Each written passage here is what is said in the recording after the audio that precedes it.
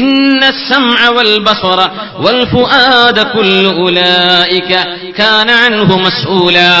എഴുതുന്ന ടെക്സ്റ്റ് ചെയ്യുന്ന ഓരോ വാക്ക് പോലും ശ്രദ്ധിക്കേണ്ടവയാണ്. ചില വാക്കുകൾ അല്ലാഹുവിന് ഇഷ്ടമില്ലാത്ത വാക്ക് വന്നുപോയേക്കും.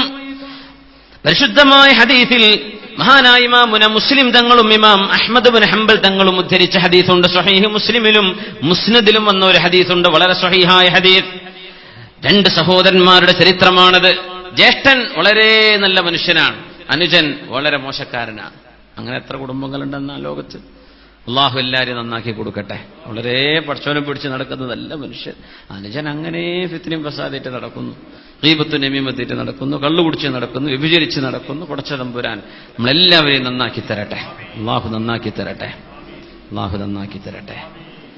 പക്ഷേ ജ്യേഷ്ഠൻ ഉപദേശിക്കുവനെ അക്സിർ, തിന്മ ചെയ്യല്ലടോ, നിർത്തിയേക്ക്, ഫിത്നയും ഫസാദ് ഉണ്ടാക്കല്ലേ, തിന്മ ചെയ്യല്ലേ, അക്സിർ. എത്ര പറഞ്ഞാലും ഇവൻ കേൾക്കൂല. അങ്ങനെ എപ്പോഴും പറയുമ്പോ ഇവൻ ചോദിക്കുകയാണ് സ്വന്തം ജ്യേഷ്ഠനോട്, ഖല്ലീനി വറബ്ബി അബ്ഇസ്ത അലയ്യ റഖീബാ, എന്നെയും എന്റെ റബ്ബിനെയും നീ അങ്ങ് വിട്ടേക്ക്, എന്റെ കാര്യം നോക്കാൻ അള്ളാഹു നിന്നെ പറഞ്ഞയച്ചുവോ എന്ന് സ്വന്തം സഹോദരനോട്, ജ്യേഷ്ഠനോട് അനുജൻ ചോദിച്ചു.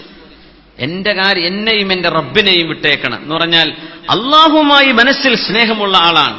പക്ഷേ തെറ്റ് സംഭവിച്ചു പോകുന്നുണ്ട്, കൺട്രോൾ ചെയ്യാൻ പറ്റണില്ല. നിരന്തരം തെറ്റുകൾക്ക് വേണ്ടി മുന്നിട്ടിറങ്ങുന്ന, തിന്മയിലേക്ക് മനസ്സ് കൊടുക്കുകയോ തിന്മ പ്ലാൻ ചെയ്യുകയോ ചെയ്യുന്ന ഒരു ക്രിമിനലിനെ കുറിച്ചല്ല ഈ സംഭവം പറയുന്നത്. മനസ്സിലെവിടെയോ അള്ളാഹുവിനോട് സ്നേഹമുണ്ട്, പക്ഷേ തെറ്റ് സംഭവിച്ചു പോകുന്നു. അങ്ങനെയാണ്.